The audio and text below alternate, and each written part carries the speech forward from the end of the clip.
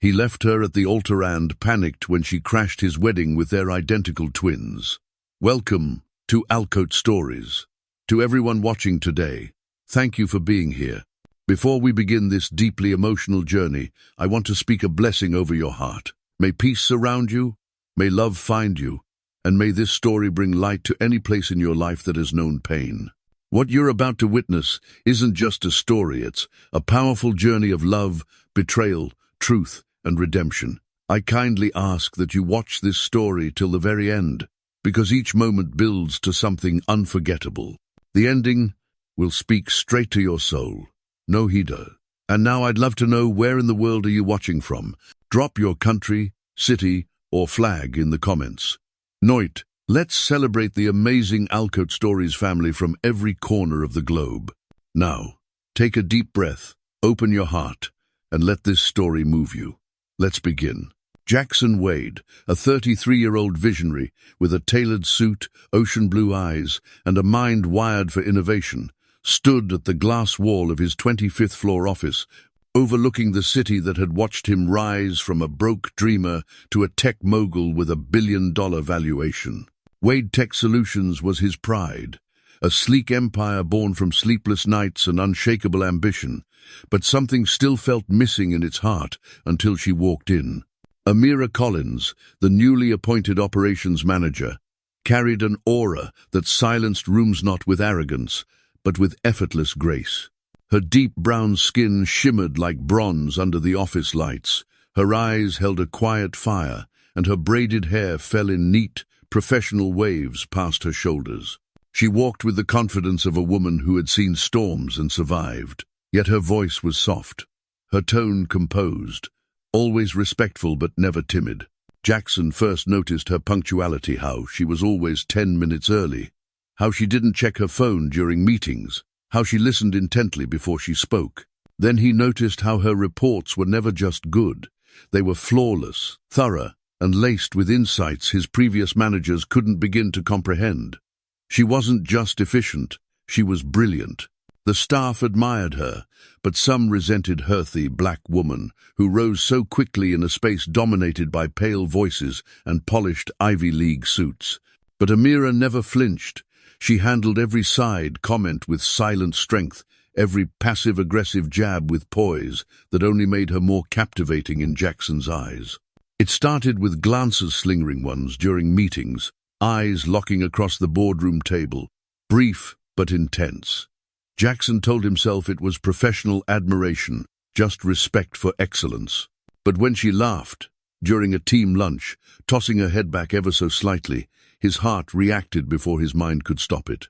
He started scheduling weekly strategy sessions with her, the two of them telling himself they were necessary, that the company's future demanded close collaboration.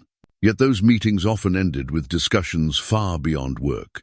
Books they loved, childhood memories, fears they never voiced out loud. Amira told him about growing up in South Carolina with a single mother who worked 2 jobs to keep the lights on. Jackson shared about being raised by a wealthy father who provided everything except affection. Their lives couldn't have been more different, but somewhere in those differences, they found a strange, magnetic understanding. One evening, as rain painted soft rivers on the office windows, Jackson caught himself watching her, not her reports, not her hands on the laptop, but her. The way she moved, the quiet elegance. He realized he'd started looking forward to her laughter, to her scent lingering in the room long after she'd left.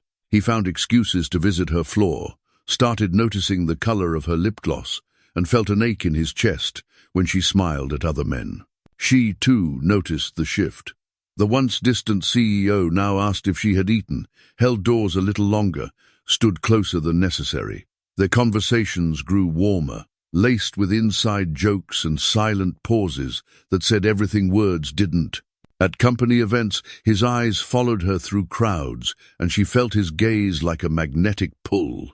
The tension between them was palpably an unspoken question neither dared to voice, not yet. One night, as she stayed late to finalize a product launch, he brought her coffee just how she liked it. 2 sugars, almond milk. She looked up, surprised. "You remembered," she whispered. "I remember everything about you," he almost said, but held it back. Instead, he sat beside her, talking about dreams and legacy, while the city lights flickered below. When their hands brushed, neither pulled away. And when she finally packed up to leave, he walked her to the elevator, their silence heavy with electricity. Jackson stood alone afterward, heart pounding, realizing he was dangerously close to falling for the woman society might frown upon because she wasn't what his world expected. She wasn't white. She wasn't a debutante from a Fortune 500 lineage. She was stronger, realer, braver. The days that followed were a slow, burn-longer meetings, shared smiles, quiet moments that made everything else feel like noise. And though neither of them had spoken a word about feelings, both knew they were standing at the edge of something dangerous and beautiful, a line between professionalism and desire, ambition and love. The question wasn't if they'd cross it, but when.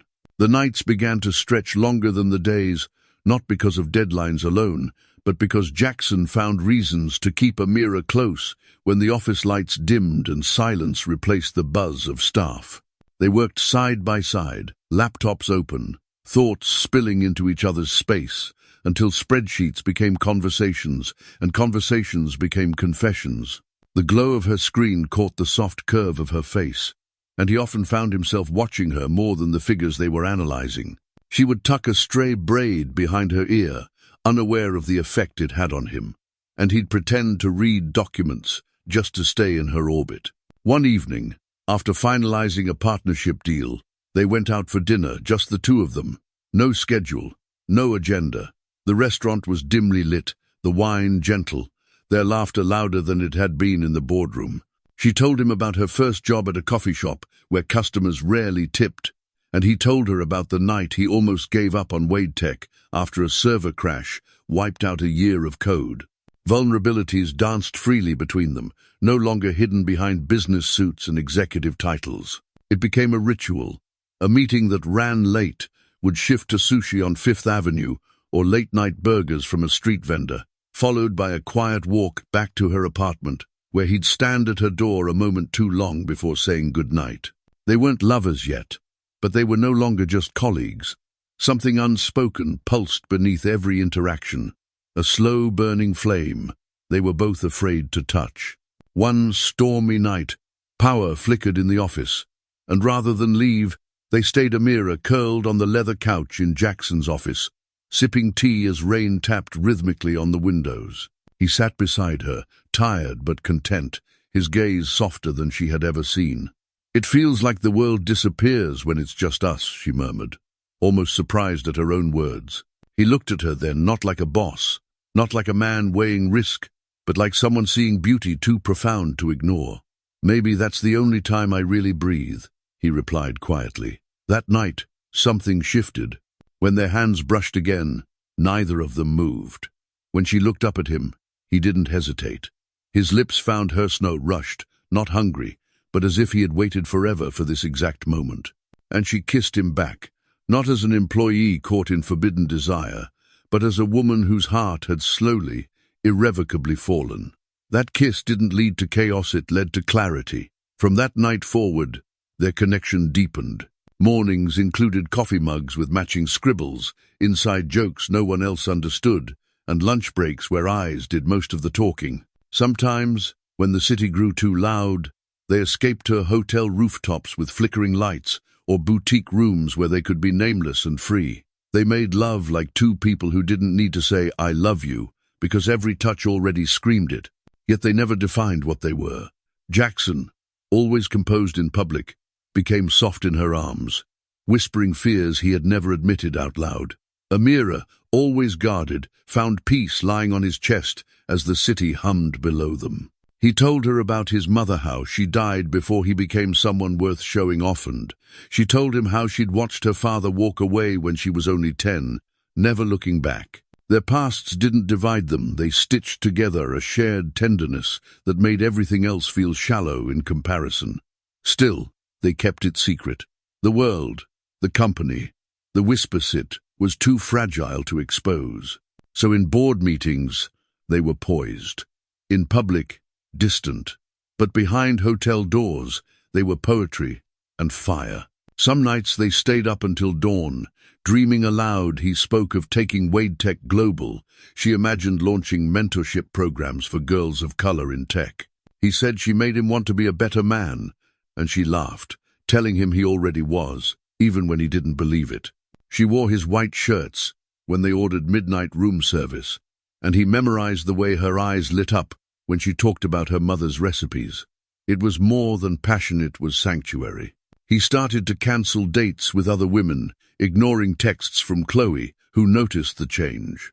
Amira never asked if there was someone else. She didn't want to taint the magic, but her heart clung tightly every time he chose to stay, and he always stayed. The lines blurred so gently, they didn't even realize when the pretense of just work vanished. It wasn't a scandal. It was a slow bloom, a sacred kind of secret. Every stolen glance, every after-hours touch, every whispered laugh, they were building something intimate in the shadows, something more honest than anything he'd had with the polished, predictable women in his past. With Amira, he wasn't Jackson Wade, the millionaire.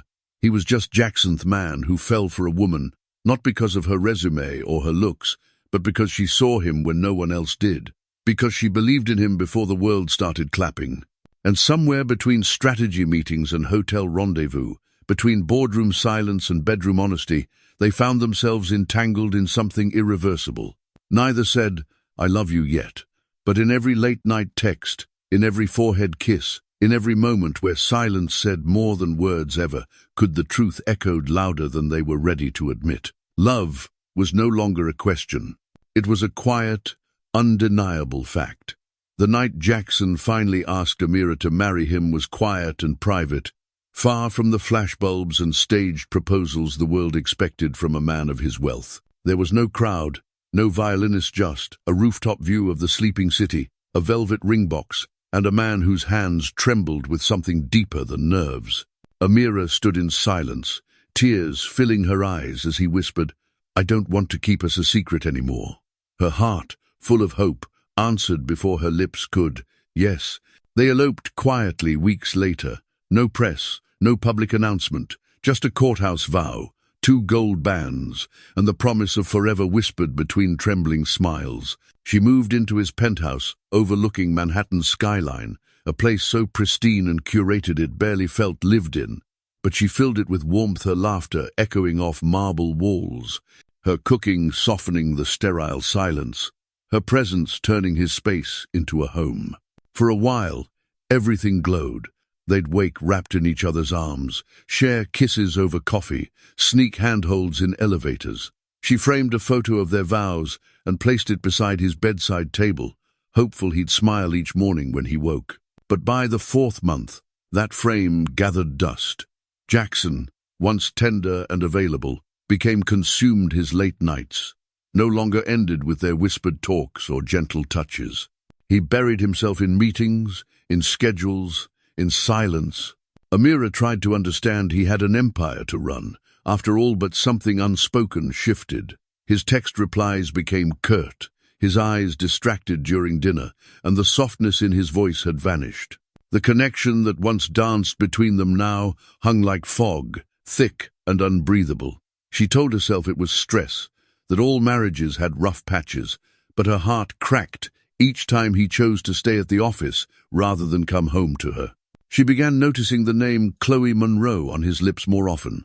Chloe, 20, something secretary with legs for days, red lipstick that never smudged, and a laugh that seemed rehearsed yet addictively sweet.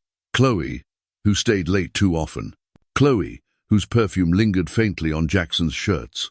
Amira never accused, but her silence screamed with suspicion. She started arriving at the office unannounced, only to find them laughing in his glass-walled office, a little too close, a little too familiar. Jackson would stiffen, greet Amira with a quick peck, then return to his screen, like she was an interruption rather than his wife. At home, she made his favorite meals, wore his favorite colors, played their favorite records, but nothing stirred him anymore. She cried in the bathroom with the door locked, wiping tears before he returned so he wouldn't see her unraveling. Once, she reached for his hand during a gala, and he pulled it away. "Too many eyes," he said. Another night, she wore a black silk dress he once called sinful, but he barely looked up from his phone. The woman he once said he couldn't breathe without had become invisible, and Amira didn't recognize herself anymore. She started journaling just to hear her own thoughts, whispering affirmations to the mirror, to remind herself she was still worthy, still whole. The nights grew lonelier. Jackson came home later and later, smelling like cologne that wasn't his, lipstick stains faint against his collar knot, Amira's shade. She pretended not to see, not to ask, because the truth would kill her faster than the lies. Chloe's presence grew bolder. She answered his calls during dinner, texted him at midnight, left files on his pillow. One morning, Amira found a love note addressed to him, tucked into his briefcase in cursive that wasn't hers. Her hands shook as she held it, but she didn't confront him. Instead, she cooked his breakfast, poured his coffee, and kissed his cheek goodbye, as though everything inside her wasn't dying. Jackson, blind to her pain, continued drifting, his ambition now inflamed by Chloe's adoration, her constant praise feeding parts of his ego Amira no longer reached. And Amira, still deeply in love, still trying, realized she had become a placeholder in her own marriage, a shadow of a wife in a home filled with silence. Each time she tried to talk, he said she was imagining things, accused her of jealousy, of insecurity. "You're overthinking," he'd mutter, while adjusting his tie. But her gut knew. A woman always knows. What hurt the most wasn't the cheating, it was the emotional abandonment, the feeling of being cast aside, like a phase he had outgrown. She began sleeping on her side of the bed, cold and untouched, staring at the ceiling, wondering when she'd become a stranger to the man she married. Every missed call from him twisted her stomach. Every time he didn't return by midnight, she stayed awake, staring at the door like a prisoner, counting seconds. Yet she said nothing, not even when she missed her period, not even when the nausea came, not even when the test turned pink. She sat alone in the bathroom with trembling hands and 2 faint lines on a stick, realizing she was carrying the child of a man who didn't see her anymore. She whispered, "You're not alone," to the tiny life growing inside her, while her own world slowly fell apart. She wanted to tell him, to hope it would bring him back, but she feared he'd call it a trap, another excuse, another burden. So she kept the secret tucked beneath her heartbeat, protecting her unborn child from a man who had forgotten how to love. She watched him walk out the door one evening, with Chloe's laughter trailing behind him over the speakerphone, and for the first time, she didn't cry. She just stood in the doorway, hand resting gently on her stomach, and whispered, "One day, you'll know what you threw away." From the moment Amira stood in the doorway with her hand resting over her growing secret, everything around her began to change more sharply, more painfully, more quietly than before. The air between her and Jackson grew colder with each passing day, like invisible walls were being built between their hearts brick by brick. Her morning greetings were returned with nods. Her goodnight kisses landed on skin that no longer turned toward her. The man who once memorized her smile now scrolled through his phone when she spoke. Her texts often remained unread, and when he did reply, they were dry, transactional, like he was speaking to a stranger. The dinners she cooked with hope and aching hands sat untouched on the marble counter, growing cold with the silence. She would light candles, play soft jazz, wear the perfume he once said made her unforgettable. But now he walked past her as though she were the help-not, the woman carrying his child. Amira learned to eat alone, to clean alone, to cry in silence, while the city glittered outside their penthouse windows. She stopped asking where he was going, because deep down, she already knew. Chloe's name came up more frequently, first as a colleague, then as a companion. Chloe had become his shadow, attending business trips that Amira used to plan, answering calls that were once hers to receive, giggling in the background during video meetings while Amira sat across the room in silence. Jackson didn't hide it anymore. He had stopped pretending. He was no longer just distant, was gone. And still, Amira said nothing. Not when she found receipts for luxury dinners in restaurants she'd never been to. Not when she smelled Chanel on his collar. Not when he came home freshly showered at 2 a.m. with no explanation. She simply stared at her reflection in the mirror longer each morning, wondering how a woman could vanish so completely while standing in the middle of her own life. Her baby grew inside her, quietly, like a secret she was learning to love, even as her heart broke around it. She sang lullabies to her belly in the dead of night, whispered affirmations to the child she would soon raise alone, and promised herself that no matter how shattered she felt, she would never let her pain touch that innocent life. Then one evening, everything cracked. She had returned early from a prenatal checkup, holding the black and white sonogram photo like it was treasure. Her heart raced at the thought of showing Jackson, of finally telling him, of hoping naively that maybe this life would bring him back to her. But when she stepped into the apartment, she knew she was too late. The hallway was dimly lit. Music was playing softly from the master bedroom, and laughter echoed soft, seductive, familiar. Her feet moved before her mind could catch up, and then she saw it. The man she married, shirtless, wrapped in silk sheets that weren't theirs. The woman beneath him, Chloe Monroe, lips parted in pleasure, her hands tangled in his hair. Amira didn't scream. She didn't drop the photo. She didn't collapse. She just stood there, frozen, her heart detaching from her chest, like it was being peeled away in slow agony. Jackson looked up mid-movement, his eyes locking with Hispanic guilt and something else flickering across his face. Chloe gasped and pulled the sheets over herself, but Amira had already turned. She walked out without a word, the sonogram still clutched in her trembling hand, the image of their child pressed against her palm, while the echo of betrayal burned in her mind. She didn't go far, just down the hall, into the guest room that had once been her quiet corner for meditation. She closed the door, sat on the floor, and allowed her tears to fall not loudly, not violently, but like rain sliding down a window, soft and steady. She wept not because he cheated, but because she had hoped, because she had believed in forever, because she had thought love was enough. That night, she didn't sleep. She sat with her knees pulled to her chest, staring at the sonogram and whispering to the child inside her, "You deserve more. You deserve better than this." Jackson didn't come to find her. He didn't knock. He didn't explain. He left in the morning, same as always, like nothing had happened. And Amira, hollow but determined, began to move differently. She began to research apartments. She updated her resume. She called old contacts. She packed one suitcase, filled with only essentials, and left the wedding photo behind on the bedside table face down. That night, she moved into a small Airbnb across the city, the ceilings low, the walls thin, but the space hers. She laid the sonogram on her nightstand and whispered, "We'll be okay." Her heart still ached, but her spine had straightened. She was no longer the woman waiting to be noticed. She was now a mother in the making, a warrior in disguise. And as the city roared outside her window, she swore to herself that her child would never feel the kind of abandonment she now carried in her bones. The betrayal was silent, but the revenge, her healing, her rebuilding, her rising, would speak volumes.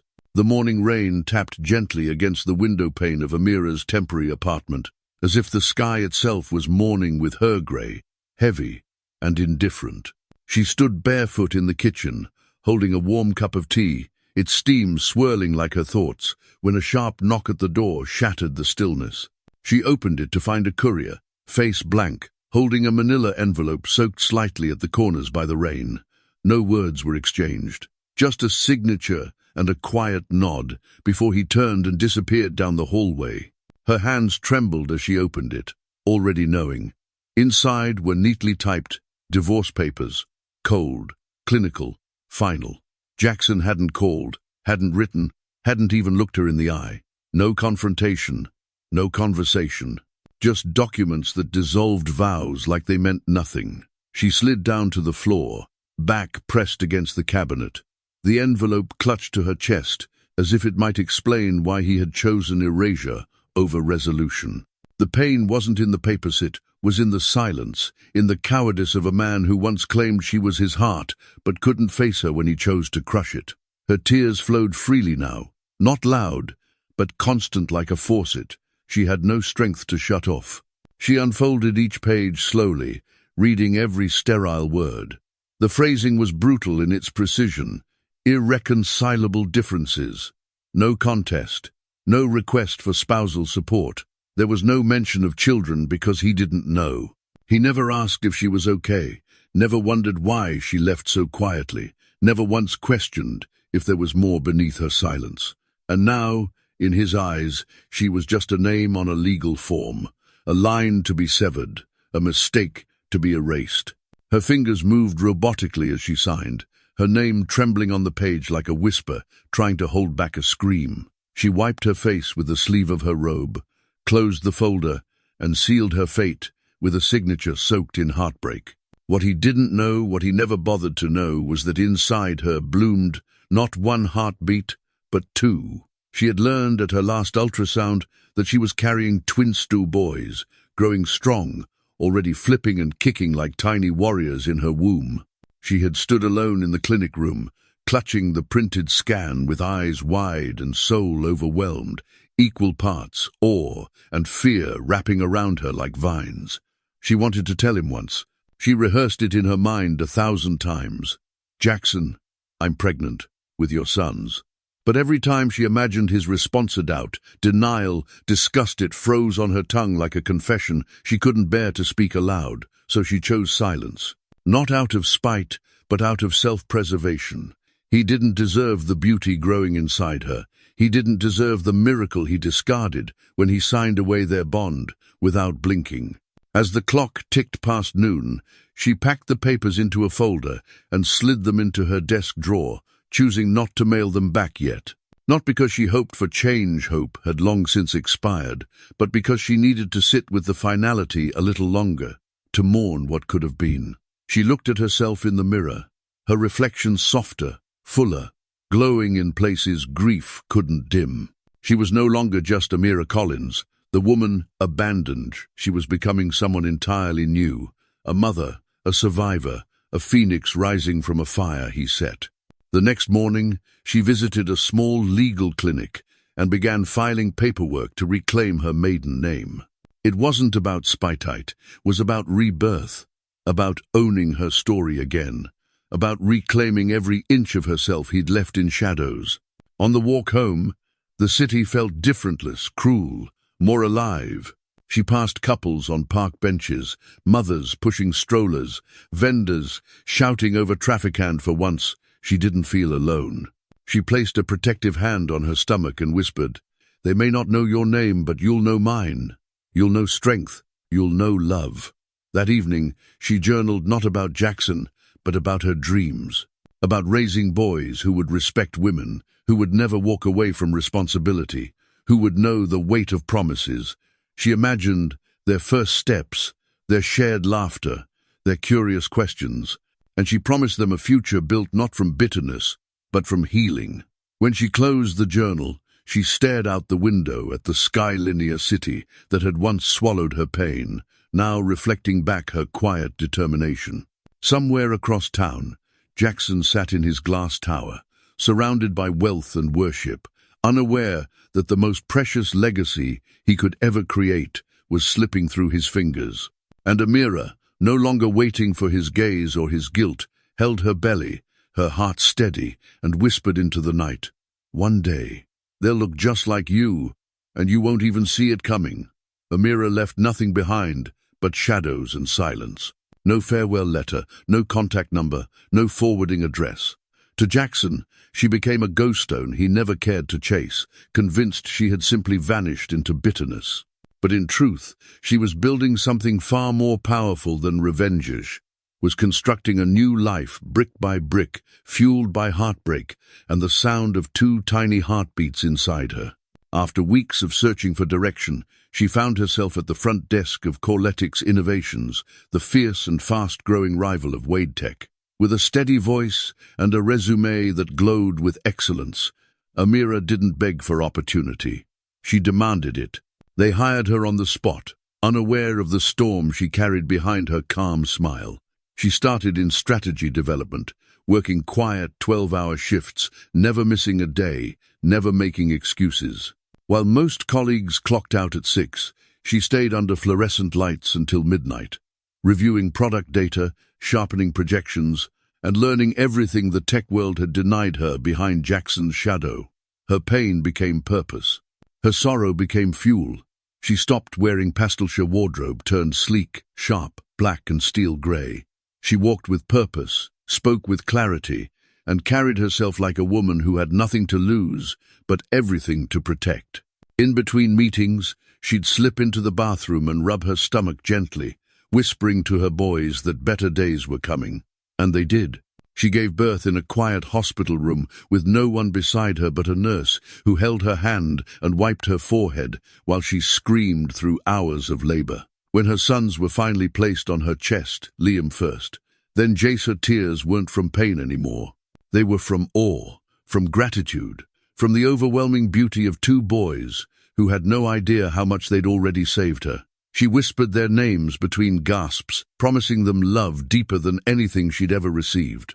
She stayed in that hospital 2 days, learning how to hold them, feed them, read the rhythm of their cries. And then she went home to a modest apartment filled with baby bottles, second-hand cribs, and an unshakable sense of hope. There were no framed wedding photos on the walls, no echoes of Jackson in the Halsonly lullabies, giggles, and a tired but smiling woman who rocked 2 boys to sleep while typing code on her laptop with one hand. Life was hard. The nights were long. The bills were tight. But she never broke. Amira rose every morning with fire in her veins. She dropped the boys at daycare, kissed their cheeks with trembling lips, then boarded the subway in heels and war paint, ready to prove to the world and herself that she didn't need to be someone's wife to be someone of worth. Within a year, she was promoted. Within 2, she was leading full divisions. Her team respected her, not just for her mind, but for her consistency, her integrity, her refusal to cut corners, even when it cost her sleep. She never mentioned Jackson, not once. His name became a wound she refused to reopen. To her boys, he was a chapter unwritten. They asked questions as they grew. Why don't we have a dad like other kids? And she answered with grace and honesty, never bitterness. Some people choose to walk away, she'd say gently, but we're not missing anything. We have each other. Liam was the quieter, one curious, gentle, always with a book in hand. Jace was bold, loud, unafraid to speak his mind. Together, they were her world. On weekends, they built Lego cities, danced in the kitchen, and painted pictures that covered the fridge. She celebrated every birthday like it was a royal holiday, sang at every school recital, and wiped every tear like it was the only one that mattered. Still, there were nights when Amira stood by the window, wine in hand, and wondered, just for a second, if Jackson ever thought about them, if he ever looked at a child's face and felt a flicker of recognition. But she never called, never wrote. He had made his choice, and she had made hers, to thrive. At Correlitics, her success became impossible to ignore. Industry articles praised her innovations, her leadership style, her uncanny ability to predict tech trends before they exploded. Investors wanted her, media wanted interviews, competitors whispered her name in boardrooms.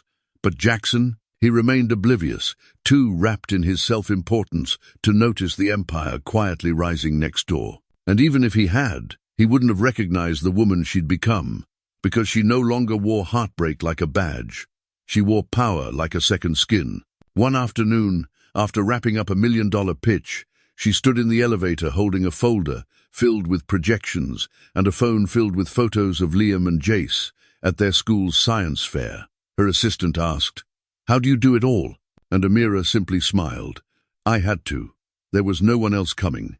She wasn't bitter anymore, just clear. Her sons were growing fast, their eyes mirrors of the man who never met them, but their hearts full of a love he'd never earn. And Amira, once broken and discarded, now stood as proof that silence is not surrender, it's survival. She hadn't just moved on. She had built a world so strong, so beautiful, that even the ghost of Jackson Wade couldn't haunt it. He had erased her, but she had rewritten herself. 5 years had passed, but the wound Jackson Wade didn't know he left behind had quietly turned into a firestorm he couldn't outrun. On the surface, his life gleamed brighter than ever, his face splashed across tech magazines, keynote speeches booked back-to-back, and Wade Tech soaring with international acclaim. The world called him a visionary, a genius, a man who turned ideas into empires. But behind the applause, behind the perfectly tailored suits and the high-rise penthouse that overlooked the city, there lingered a silence he couldn't quite name. The women came and went, the boardrooms echoed with approval. Yet, every night, when the lights dimmed and the cameras vanished, he'd pour himself a drink and stare at nothing, unsure why the victories felt so hollow. Chloe Monroe, now his vice president, strutted through the halls like she owned them, sharp heels, sharper tongue, and a curated smile that made investors feel safe. She had molded herself into the ideal power partner, always present at his side, always whispering in his ear like they were one entity. Their chemistry was undeniable to the outside world, an unstoppable duo, both brilliant, both ruthless, both beautiful. But behind closed doors, their love lacked the weight of truth. It was strategy, not soul, convenience, not connection.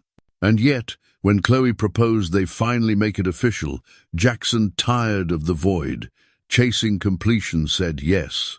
The engagement announcement exploded online. Billionaire Jackson Wade to marry tech queen Chloe Monroe. Headlines raved about the upcoming wedding of the year, with luxury brands lining up to sponsor everything from the cake to the floral arrangements.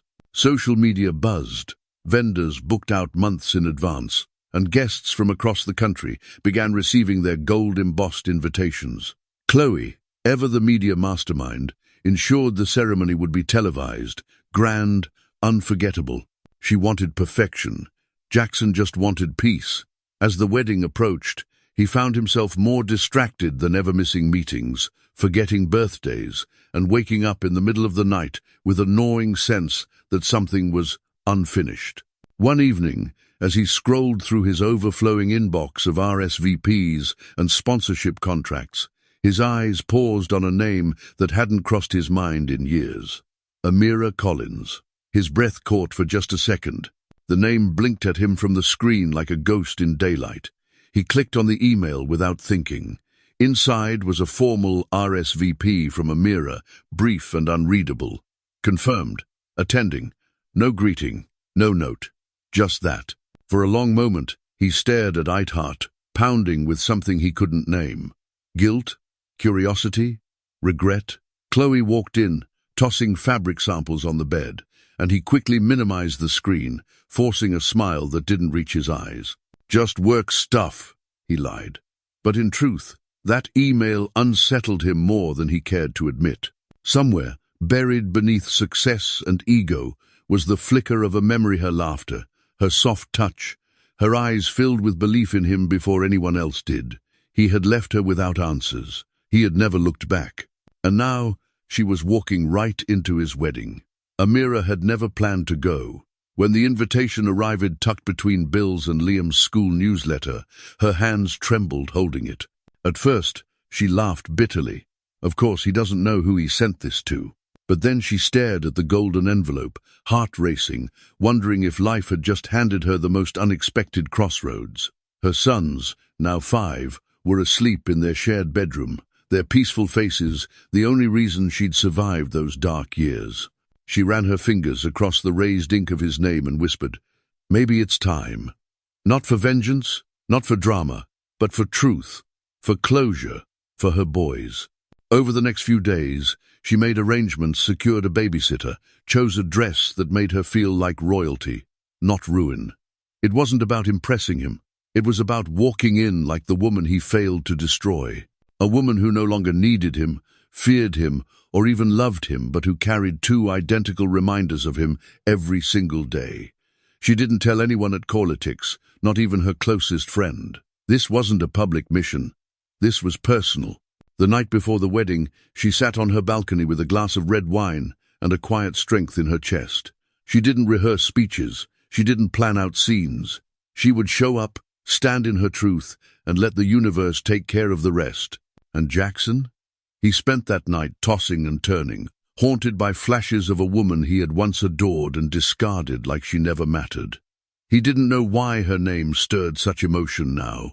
He didn't know what she looked like anymore. He didn't know the storm that was coming. But he would. In less than 24 hours, the past he buried would walk down the Isla not in a gown, but with a fire in her eyes and a truth that would stop his heart cold. The wedding of the year was about to become the reckoning of a lifetime. Amira held the invitation like it was a key to a door she never expected to open again, the gold-etched letters shimmering beneath the soft glow of her office lamp. Her fingers trembled not from fear, but from the weight of what it represented. 5 years ago, that name on the card had shattered her. Now, it barely scratched the surface. Yet something deep in her spirit smiled not with bitterness, but with power. It was time. Not to seek revenge, not to ruin anyone's day, but to walk into a room that once tried to erase Herond, remind the world she had never been invisible. She placed the envelope down with grace, exhaled slowly, and turned toward her reflection in the glass walls of her corner office at Corletics. Globalno, longer just a rival firm, but a tech titan in its own right, built under her vision, led by her brilliance, respected across the industry. She pressed the intercom and calmly said, "Tell Gabrielle to schedule a private fitting with Eliana Frost." Eliana, the same designer who dressed movie stars for red carpet, gallasowed Amira a favor. And this time, she wasn't going to hide behind modesty. She was going to walk into Jackson's wedding as the woman she had become. Powerful, graceful, unforgettable. Within hours, her team moved with quiet excitement, her assistant clearing calendars, her stylist calling in fabric samples from Milan, her PR manager trying to guess why she was attending a competitor's high-profile wedding.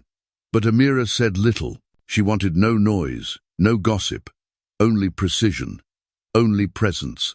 She picked a gown that spoke before she did, deep, emerald silk, molded to perfection, flowing like water, with a slit that whispered elegance and strength. Her makeup artist enhanced her cheekbones, but kept her eyes soft because her real weapon wasn't in the lashes or lips, it was in her truth, her story, her survival. When the twins, Liam and Jace, saw her step out in the dress for the first time, they gasped in unison, eyes wide and sparkling. "Mommy, you look like a queen," Jace said, and Amira smiled, crouching to kiss his forehead. "That's because I am." She had matching suits custom-made for them, deep green velvet jackets, white shirts, slim black ties, and polished shoes that clicked proudly when they walked. They were beaming images of their father, though they'd never met him, his stormy blue eyes, his wavy dark hair. But their hearts, their light, all hers. She watched them giggle as they spun around in front of the mirror, pride swelling in her chest. She thought about how far they had come from tiny cries in a quiet hospital to confident little boys holding her hands on either side. She had done it, alone. And now, she would stand before the man who walked away from them not to beg, not to accuse, but to simply exist in his space with undeniable truth on either side of her. The night before the wedding, she sat them down on their bed, dressed in their Spider-Man pajamas, and told them a story. Not about Jackson, but about strength, about bravery, about walking into rooms you were once pushed out of. "We're going somewhere tomorrow," she said gently, "where a lot of people may look at us. But remember this, you belong anywhere you walk into. You're strong, you're kind, and you're mine." They nodded, hugging her tightly, unaware of the storm they'd step into. The next morning, the car arrived, a sleek black Rolls-Royce, tinted windows, chauffeur in black gloves. As they pulled up to the Grand Venue historic estate surrounded by fountains and paparazzi, Amira held her head high. Flashes sparked immediately, cameras clicking as the doors opened. And then silence, a breathless, stunned silence as she stepped out, one hand delicately holding her dress, the other clasped by Liam's small fingers. Jace followed close, clutching her clutch purse like a gentleman in training. Gasps rippled through the crowd, not because of scandal, but because of awe. The woman the world thought had disappeared had returned, not bitter, not broken, but breathtaking. Inside, guests whispered, jaws dropped, whispers growing louder by the minute. Chloe's bridesmaids exchanged confused glances. Jackson hadn't arrived yet, but the buzz was undeniable. Who is she? Is that Amira Collins? Those boys, they look just like. She made her way to her assigned seat, her heels clicking confidently against marble floors. She didn't look around. She didn't need validation. Every eye was already on her. She sat with grace, legs crossed, twins on either side, and offered a polite smile to those brave enough to greet her. She could feel the air tightening around her, curiosity choking the elegance of the room, but she remained poised. She wasn't here to ruin a wedding. She was here to reclaim her presence, her existence, her truth. One guest, a well-known tech investor, leaned in and whispered, "Corletics' CEO, right? I thought you were out of the country." She smiled lightly and replied, "Not today." The ceremony hadn't even started, but the room had already shifted, because Amira had arrived, and this time she wasn't hiding, she wasn't mourning, she was rising, in silence, in style, and with two little boys beside her, who would one day know that their mother walked into a fire, not to burn, but to shine. The chandeliers of the grand ballroom glittered like stars frozen in glass, casting a golden glow on everything below crystal vases, overflowing with white roses, violins humming in harmony, and guests in designer gowns murmuring over the couple the world couldn't stop watching. Chloe Monroe stood beneath an archway of silk and orchids, flawless in her couture gown, her smile, a weapon she'd spent years perfecting. Jackson Wade, dressed in a custom black tuxedo, adjusted his cufflinks with practiced charm, his jaw tight, his mind wandering despite the perfection of it all. He glanced at the crowd and spotted investors, celebrities, CEOs' faces he knew, faces that expected a polished fairy tale. But even surrounded by admiration, something in him twitched a disquiet, a shadow he couldn't place. The officiant smiled and spoke with elegance. "If anyone objects to this union, speak now, or forever hold your peace." A beat of silence followed, the kind that hangs in the air just long enough to be awkward, until the massive ballroom doors creaked open with a thunderous echo that silenced everything. The music stopped. Heads turned sharply. Gasps rippled like wind through a wheat field. Jackson's body tensed as he followed the sea of shifting eyes to the entrance, and what he saw made his breath catch mid-chest. There, standing in the grand doorway beneath the gold-trimmed arch, was Amira Collins glowing, poised, radiant. Her emerald gown shimmered beneath the light like liquid fire, but it wasn't just her presence that stunned her, it was the two small boys, one on either side of her, holding her hands tightly. They were dressed in miniature suits, polished shoes, clicking on the floor as they stepped forward in perfect rhythm with their mother. But it wasn't their attire that caused jaws to drop. It was their faces. They were identical to Jackson. Every guest saw it at once, those same storm blue eyes, that wavy dark hair, that unmistakable bone structure. Time seemed to warp as whispers erupted, gasps flew, and Chloe's painted smile cracked slightly as she took a half-step back. Jackson's heart slammed against his ribs as if trying to escape the truth, now standing before him. He blinked hard, once, twice, but the vision didn't disappear. Amira didn't speak. She didn't need to. Her presence was louder than any objection could ever be. She walked slowly, confidently, each step echoing like a verdict across the marble floor. The twins glanced around the room curiously, unaware of the firestorm their very existence had ignited. Amira's expression was unreadable, no malice, no vengeance, just silent power. When she reached the edge of the aisle, she stopped, standing tall as hundreds of stunned eyes locked onto her. Jackson's mouth opened, but no words came out. He looked at the boys, then back at her, confusion and realization crashing together behind his eyes like a storm. Chloe turned toward him sharply, her voice trembling as she hissed under her breath. "Jackson, who are they?" But he couldn't answer. His mind was spinning backward flashes of the last time he saw Amira, her silent retreat, the documents he filed without questions, the years he spent thinking she'd simply faded away. And now, here she stood, not broken, not begging, but holding living proof of a past he had buried, and a truth he had never dared to consider. The officiant fumbled awkwardly with his book, eyes darting between the couple and the trio at the entrance. Shall we pause?" he asked, voice shaky. Amira finally spoke, her voice clear and composed, slicing through the tension like silk. "Don't let me interrupt," she said calmly, scanning the room with poise.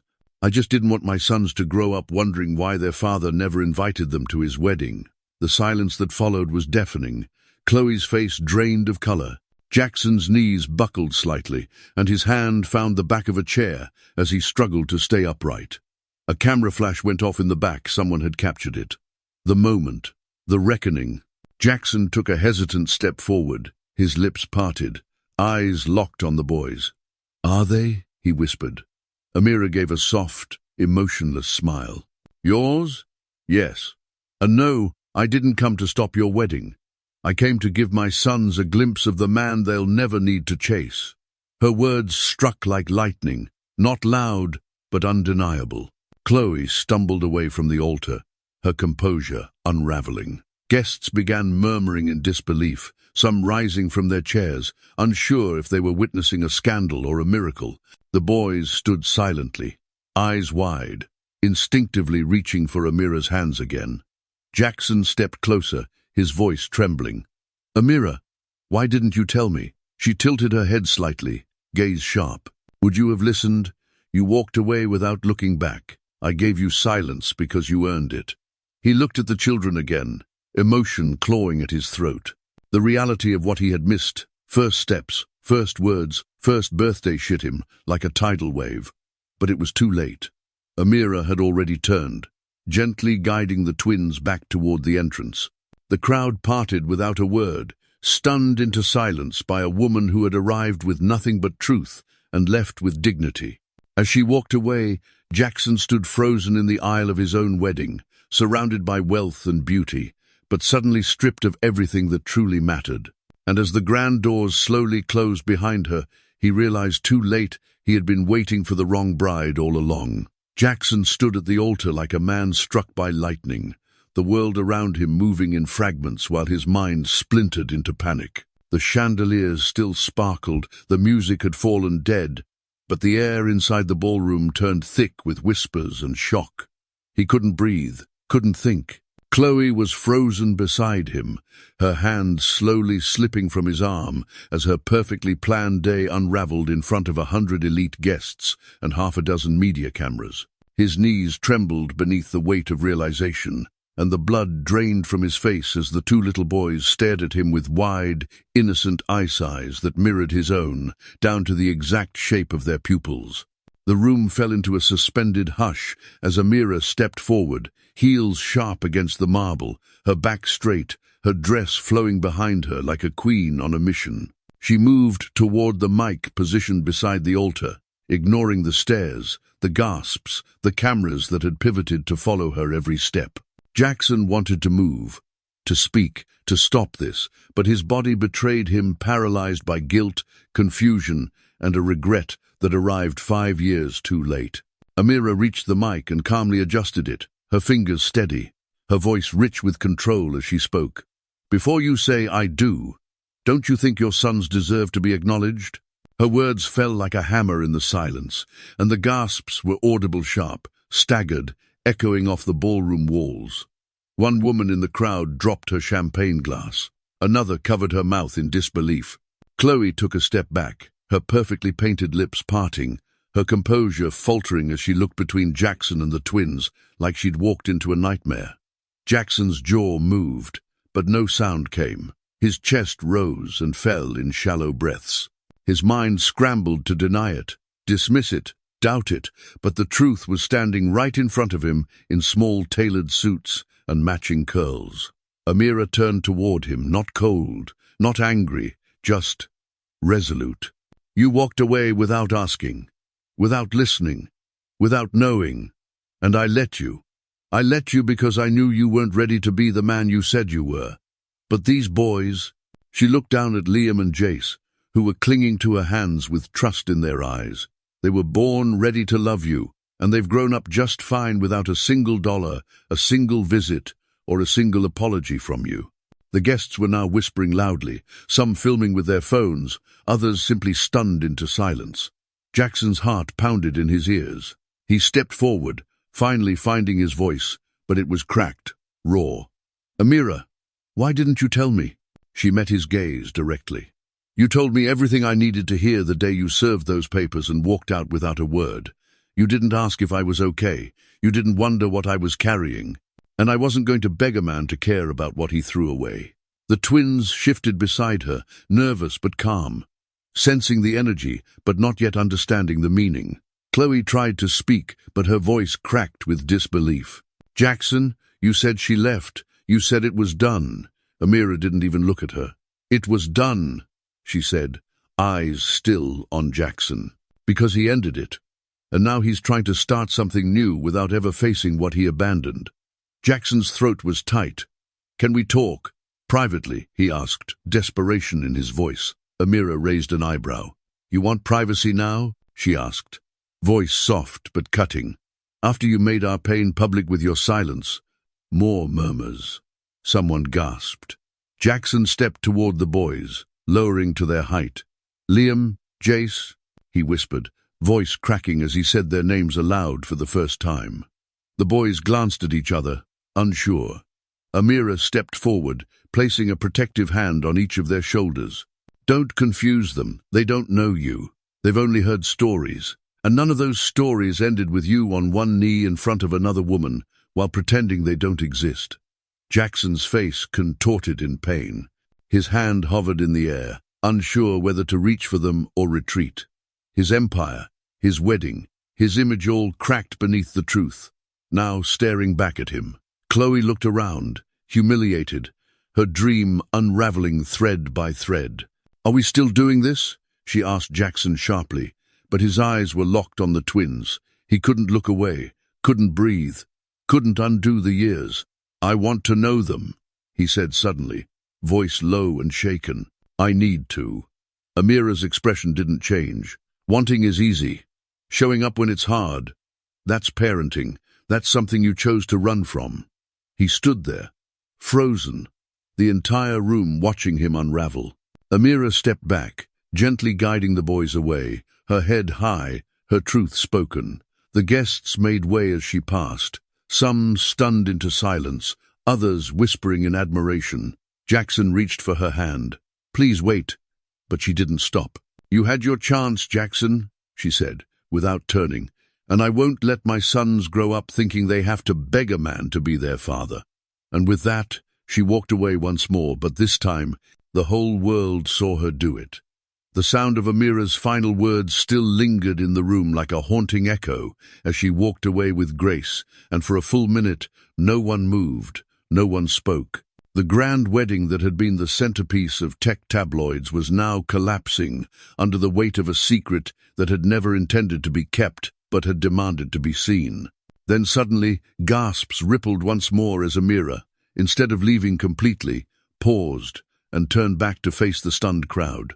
Her heels clicked slowly as she returned to the center aisle, drawing in the breath of every guest, as if they knew something more was coming. She didn't need a microphone this time. Her voice was steady, and the silence was absolute. "You all deserve to hear what wasn't just a twist at a wedding, but a truth. 5 years in the making," she said. Her eyes not just on Jackson now, but on everyone especially, the cameras still rolling. 5 years ago, Jackson Wade hired me not just for my skills, but because I reminded him of something real. For months, we built something beautiful, private, quiet, but powerful. We got married in secret. And for 4 months, I believed in the life we were building until I wasn't enough. Chloe's hands were shaking, her mascara trailing down her cheek as she clutched her bouquet like it was the only thing holding her together. He stopped coming home. He stopped returning messages. Until one day, with no warning, I opened the door and was handed divorce papers. Just like that, as if I was a contract to terminate. Amira's voice cracked slightly, not from weakness, but from truth. Jackson bowed his head, unable to look up, as if each word was another brick collapsing on top of him. What he didn't know, she continued, her voice soft now, was that I was 3 months pregnant when he walked away. A collective gasp broke through the crowd, followed by stunned silence. Amira's gaze swept across the crowd. I didn't come here today to destroy anyone's life. I came because for 5 years, I carried the weight of being forgotten, of raising 2 boys alone, while the man who helped create them built an empire and pretended I never existed. Jackson finally looked up, his eyes glassy, lips trembling. Amira, but she raised a hand gently, stopping him. Number, this isn't about you speaking. This is about me finally being heard. Chloe broke down in sobs, stumbling away from the altar, unable to stay upright, as the truth shredded her picture-perfect day. Bridesmaids rushed to comfort her, but their wide eyes kept darting back to Amira. The crowd was no longer whispering, they were glued to the moment like it was sacred, watching a woman reclaim the truth in a world that had tried to silence her. Jackson looked like a man unraveling at the seams, the color drained from his face. His hands trembled as he tried to steady himself on the edge of a chair. He had built everything with precision, his business, his reputation, his public persona, but in the end, he hadn't just lost the woman who once loved him. He had lost 5 years of laughter, growth, and moments he would never get back. He saw it all now, the missed first steps, the birthdays he never attended, the bedtime stories he never told. He thought he had made a clean cut from the past, but now he saw it hadn't been acute, it had been an amputation of his own soul. Amira turned back to the twins, who were now watching from a safe distance near the exit, holding hands, innocent, unaware of the firestorm around them. They deserve the truth, she said, her voice cracking. Not tabloids, not whispers. They deserve to know their mother never walked away. She stood, and she survived. Jackson's chest heaved. I was wrong, he whispered, stepping forward. I was young, arrogant, scared. I thought walking away would protect me, but all I did was destroy everything that ever mattered. The guests watched as the mighty Jackson Wade, the man who had it all, began to chrysolently, openly, without apology. His voice broke. Amira, please, let me fix it. But she just looked at him with quiet strength. Fixing something means it was just broken. This, you buried it. The truth hit harder than any scandal ever could. Jackson fell to his knees, not for performance, not for press, but because the weight of 5 years of blindness finally became too heavy to carry. He didn't care about the guests anymore. He didn't care about the headlines or his image. For the first time in his life, he panicked not because his empire was in danger, but because he was seeing the treasure he abandoned, walking away, hand in hand with 2 pieces of himself that he might never earn back. And as Amira turned once more, her chin lifted, her dignity intact, the guests rose slowly to their feet, not out of shock anymore, but out of something deeper, respect, because what they had witnessed wasn't just scandal, it was truth, it was motherhood, it was survival. And for Jackson, the wedding wasn't just ruined, it was the day he finally realized what love meant by watching it walk away. As Amira walked out of the ballroom with the twins holding tightly to her hands, the heavy doors slowly shut behind her, muffling the stunned silence of hundreds left speechless in her wake. The wind outside whispered against her skin, but her heart was still burning from the storm inside. She didn't look back. She didn't need to. She had said what needed to be said. The boys, confused but trusting, stayed close, unaware of the history that had just collapsed behind them. But just as they reached the top of the grand marble steps, footsteps thundered behind them, fast, uneven, desperate. Amira, Jackson's voice cracked the air like a man who had finally woken from a nightmare, one of his own making. She turned slowly, her face unreadable, her grip on the boys firm. He stumbled forward like a man chasing time, his tie askew, his eyes red, his chest heaving. Then, without hesitation, without ego, without care for the cameras now peeking from behind curtains or the crowd gathering at the glass doors, Jackson dropped to his knees. Right there, on the cold stone steps, in front of the woman he had betrayed and the children he had abandoned, he collapsed, not for effect, not for show, but because the weight of regret had made him too weak to stand. "I was a fool," he gasped, the words barely making it past his throat. "A blind, selfish, arrogant fool, and I see it now. I see everything I lost, everything I destroyed." His knees pressed against the cold stone, his palms open in surrender, his eyes locked onto a mirror with desperation so raw it made her breath catch in her chest. The twins stared at him with wide, unsure, eyes-unsure. Why the man with their faces was crying, why the man in the fancy suit was looking at their mother like she held the whole world in her hands. "Please," Jackson whispered, his voice trembling. "Please give me a second chance. Not to fix the past, I know I can't, but to be there now. To be their father. To earn back even a fraction of what I threw away." Amira didn't move. Her face was composed, but her heart was thundering. For years, she had played this moment in her head, sometimes with anger, sometimes with sadness, but never like this. Never with him so broken, so stripped of pride. "You didn't just leave me," she finally said, her voice calm but firm. "You left them before they were even born. You made a choice, Jackson. You chose Chloe. You chose image. You chose power. And you did it, knowing I was your wife." He nodded slowly, the tears finally falling. I know, and I hate the man I was. I don't expect you to trust me. I don't expect to be forgiven right now. But please, don't let my sons grow up thinking I never cared." His voice cracked at the end, and that final plea hung in the air, heavy and real. Jace looked up at Amira and tugged her dress. "Mommy, why is he sad?" he whispered. She crouched slowly, gathering both boys close to her heart, her voice soft. "Because he made a mistake, baby. A really big one." Jackson reached into his jacket pocket and pulled out something small. Something old Amira blinked in surprise. It was the tiny ultrasound photo she had once left behind by accident in their shared home. The one she had assumed was discarded with everything else. "I found this a year after you left," he said, holding it with shaking fingers. "I didn't know what it meant at first, but I kept it. I kept it, and I looked at it more than I care to admit. I didn't know how to find you. I didn't know how to face what I did, and I told myself maybe I imagined it. But today, seeing them, I know I didn't." Amira's breath hitched. She hadn't even realized he'd seen that image, much less saved it.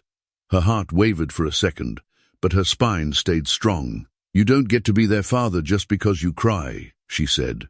"You have to show up, every day, even when it's inconvenient, even when it's hard, even when it hurts." Jackson nodded fiercely, still on his knees. "I will, I swear. I will do anything, everything. Just, please don't shut me out completely. I want to know them. I want to know you again, even if it's only as the mother of my children." A long pause followed, the kind that seemed to stretch across lifetimes.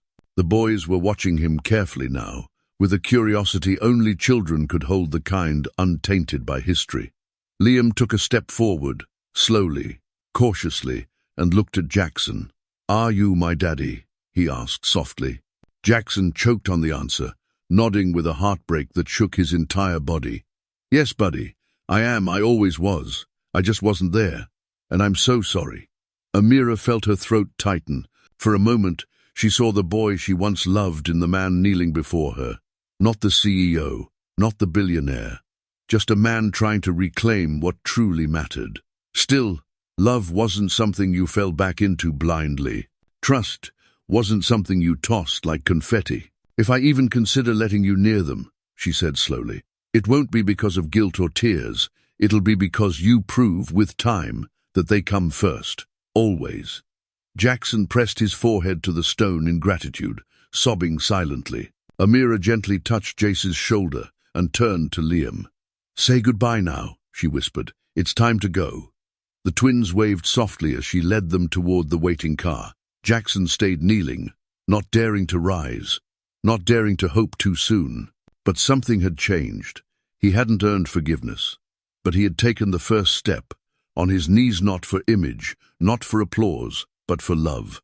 As the car door opened and Amira helped the twins into their seats, her hand hesitated for a moment on the frame, just long enough for the memories to rush back like a silent tide. She could feel Jackson's presence behind her, still kneeling, still shattered, still holding the ruins of what he once chose to discard. She turned slowly, her eyes meeting his, as he remained on the stone steps, chest still rising with uneven breath, suit stained with humility. For a few long seconds, neither of them spoke. The air between them was no longer burning, it was heavier, quieter, softer in its ache. Jackson's eyes searched hers, not for forgiveness, but for a window into the heart he once broke and the life he'd missed. And in that stare, Amira saw everything she had once loved and everything she had learned to survive without. She saw the man who abandoned her, yes, but also the man who was now kneeling without pride, stripped of ego, trembling not from shame, but from something deeper, regret, and somewhere beneath the sorrow, maybe still, a flicker of love. Her voice came out low, steady, strong as steel wrapped in silk. "I built myself without you," she said, every word a truth she had lived, not spoken. "I raised these boys without your name, without your help, without a single call or check. I cried alone. I hustled alone. I held their hands through fevered nights and sat through school plays where they asked if their daddy would ever come." Jackson's throat tightened, tears streaming now freely. He opened his mouth to respond, but she lifted one hand gently, not to silence, but to finish. "You don't get to ask for us back. That ship sailed with the divorce you mailed and the vows you broke, but—" She paused, and in that pause, Jackson's heart froze. "But for them," she continued, turning slightly toward the car where Liam and Jace peered through the tinted window, their matching blue eyes wide with wonder. "Not for us, for them I'll let you in, slowly, carefully. As a father, not as a second chance." Jackson's lips parted, trembling as hope rushed in like breath after drowning. He stood slowly, hands still open at his sides, unsure if he could move, if he should speak, if this wasn't all just a mercy dream he didn't deserve. "Thank you," he whispered, voice raw. "I won't let them down. I swear it. I'll earn every second." Amira gave a small nod, not soft, not hard, just enough to say she heard him. She turned back to the car and opened the door, but paused once more. "You don't get to barge in. You show up. You wait. You earn their trust like any stranger would. Because to them, you are one." Those final words weren't meant to hurt, they were truth, and Jackson received them with a bowed head. "I understand," he said, "and I will, whatever it takes." She helped the boys buckle in, brushing Jace's curls from his forehead, her hands gentle and steady. As she moved around to the driver's side, Jackson took a careful step closer, not close enough to touch, but just enough to speak with his eyes. "Do they know my name?" he asked, almost breathless. Amira paused, her hand on the door. "They know of you, but they know me more, and that's what saved them." Her words didn't cut, they glowed. They carried pride, pain, and power all in one. Jackson nodded slowly, stepping back as she closed the car door, the engine humming quietly to life. The car rolled forward slowly, and Jackson watched through the windshield as the twins turned to wave at him from their seats. He raised his hand, choked with emotion, and waved back. For the first time in his life, he wasn't waving from the top of a stage or the cover of a magazine. He was just a mantrying to be a father. The car disappeared down the drive, and Jackson stood alone under the wide, weeping sky, rain beginning to mist gently from above, like a baptism of the broken. Behind him, the ballroom remained a silent shell of what could have been. But ahead of him, somewhere beyond pride and public image, was a door Amira had cracked open. Not to reclaim her heart, not yet, but to give her sons a chance at truth. And maybe, just maybe, Jackson a chance at redemption. The sky remained grey as Jackson stood outside the ballroom, the wind brushing past him like a reminder of all the noise that no longer mattered. The wedding was over, not ruined, but rightfully undone. He didn't go back inside. He didn't care what the press would say. or what the guests would whisper on their way home. His mind wasn't on headlines anymore. It was on two little boys, waving from a back seat, and a woman who had walked through fire and emerged as gold. Within hours, the headlines shifted from "Tech Power Couple Ties the Knot" to "Billionaire Wedding Shattered by Secret Family Reveal." Chloe resigned the next morning, not out of shame, but because the illusion she clung to had cracked beyond repair. Jackson didn't fight it. He made a single announcement to the board, requesting a leave of absence from Wade Tech indefinitely. There was no boardroom left in him right now. No product launch more important than the bedtime stories he never told. He moved into a modest townhouse close to Amira's neighborhood, not to impose, but to be near, to be ready, to be consistent. He started showing up at the park where Liam and Jace played. At first, they watched him from afar, curious but guarded. But over time, curiosity softened. He brought coloring books, soccer balls, stories about when he was a boy. He didn't rush. He didn't bribe.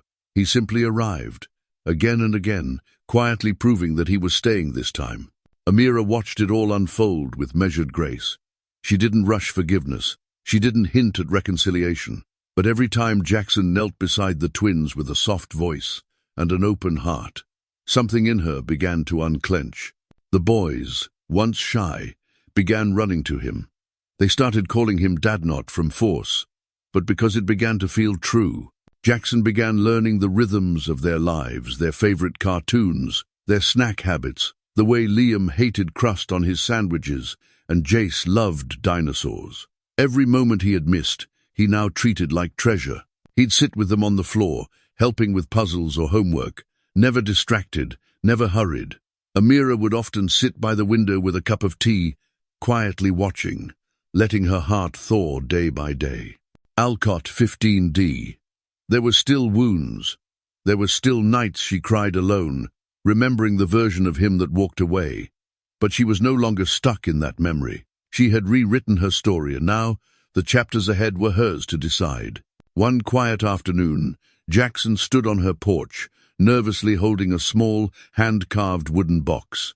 Inside were two watches sewn for Liam and one for Jace. On the back of each was engraved, "No matter when I arrived, I'm here now." Amira looked at the box, then at him, and for the first time since the wedding, she invited him not just into her home, but into her peace. Days turned to weeks. Jackson never mentioned love. He didn't ask for another chance at romance. He respected her silence, her pace, her healing. But sometimes, when their hands brushed as they buckled the twins into car seats or passed each other in the kitchen, something flickered. A softness, a what-if. One evening, they all went to a quiet family festival, the kind with string lights and food stalls. The boys ate too much cotton candy and laughed until they couldn't stand. As they ran ahead, chasing glow sticks through the grass, Jackson stood beside Amira, watching them with pride. "They're incredible," he whispered. Amira nodded. "They're ours," she replied, the words slipping out with surprising ease. He turned to her, eyes wide, but she didn't elaborate. She didn't need to. It was enough. The final scene of their story didn't need a dramatic kiss or a perfect ending. It needed truth. And this was it. As the sun dipped low and the sky painted itself with gold and lavender, Liam turned and saw Jackson from across the field. "Daddy!" he shouted, voice full of joy. Jace followed, both boys running as fast as their legs could carry them. Jackson knelt, arms wide open, and they crashed into him with giggles and love, toppling him backward into the grass. Amira watched, a soft smile breaking across her face, not bitter, not regretful, but calm, because she knew now that she hadn't lost. She had protected her heart. She had raised kings. She had stood tall in her pain and turned it into power. And now, watching her sons in their father's arms not because she needed him, but because they did, she realized her victory wasn't loud. It was quiet, steady, and absolutely complete. She hadn't just survived. She had won.